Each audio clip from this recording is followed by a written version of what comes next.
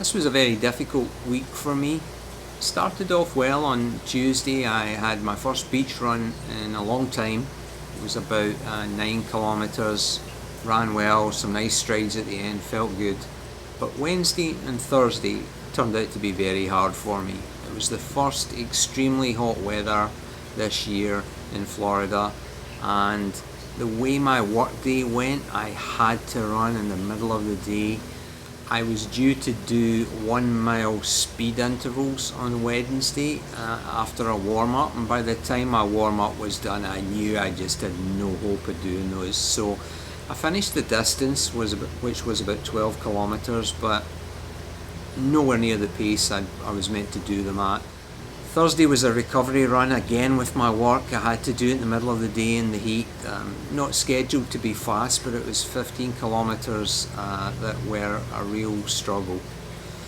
The reason it was 15 kilometres was I had to travel to the UK on Friday, so I wasn't able to run that day and had to combine a couple of runs together. And then on Saturday, after getting straight off an aircraft, went to my hotel, went to check in. I was going to just have a shower and then go out and do a run. And there were 40 people in front of me in the check-in line. It's the Queen's Jubilee this weekend, and the concert was on that evening, and all the road crew for one of the bands were checking in front of me in the hotel. I made a quick decision, went in, changed in the toilets in the lobby of the hotel, and just went out and ran and decided to check in later. Greenwich Park was nearby where I was, and it was a lovely run and everyone was out, the weather was nice, crowds were there, so it was a fun run, but on the back of just getting off an overnight flight, it was by no means a fast one. Sunday I was able to run on the treadmill in the hotel, the weather was bad. So I completed my miles for the week. That was an achievement, but nowhere near any of the kind of speed goals I was meant to be doing. And it's left me without a gauge on where I stand in terms of the pace goal for my marathon. And it's kind of thrown me into a bit of a disarray now. On the one hand, this may be the only marathon I ever do. And by all accounts, Grandma's Marathon is such a fun occasion with great crowds and a carnival atmosphere, and I want to make sure I enjoy that.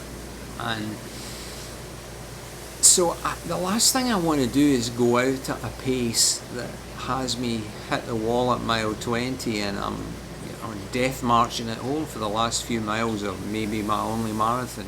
On the other hand, you want to do the best job that you can. I know I can do the speed. The speed's not the issue, it's the speed at the end of a long event like that. And so I want to do my best. And I also don't want to feel like I'm just using this uncertainty over where I stand on pace as an excuse, because your brain's always trying to trick you into going slower or giving up or whatever. And so I'm a little bit confused frankly about what I'm going to do and how I'm going to handle the race. So my learning points this week are firstly, marathon training is a long haul, and you can't let 1 week or one series or one run even discourage you. You have to focus on the positives and focus on the fact that you're making progress. And despite flying in an overnight flight and the hottest weather of the year, I still got my miles done for this week. And so it's important to focus on the positive, to keep yourself upbeat and ready for the marathon.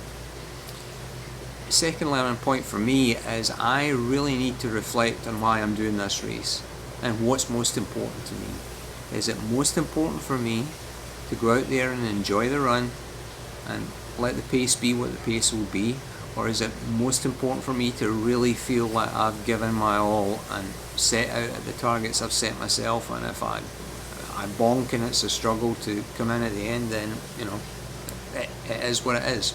And I think if you're doing a marathon yourself, you need to reflect on that, so you've got an anchor to go back to when you're not sure where you stand with your training. My final learning point is, from a training perspective, when you're reviewing your training and your performance, definitely circumstances do matter. Like, there's no doubt that higher temperatures mean higher heart rates and slower pace. There's no doubt that if you don't get good sleep or good rest the night before, you're not going to do as well. And you can't compare well-rested runs in low temperature against tired runs in high temperature and discourage yourself. You have to take account of those differences without using them as excuses, but at least understanding why, some of the reasons why a run has gone the way that it has, and taking account of that in the way that you review how well you're doing and where you think you're standing on your plan.